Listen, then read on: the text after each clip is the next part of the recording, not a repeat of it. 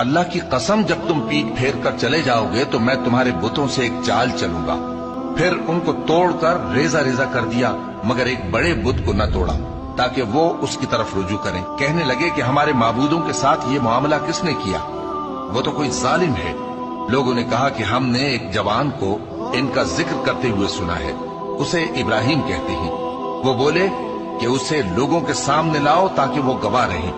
जब इब्राहिम आए तो बुत परस्तों ने कहा कि इब्राहिम, भला ये काम हमारे माबूदों के साथ तूने किया है? इब्राहिम ने कहा, बल्कि ये इनके इन बड़े बुत ने किया होगा। अगर ये बोलते हो तो इनसे पूछ लो। उन्होंने अपने दिल में गौर किया तो आपस में कहने लगे, बेशक तुम ही बेइंसाफ हो। फिर शर्मिंदा होकर सर नीचा कर लिया।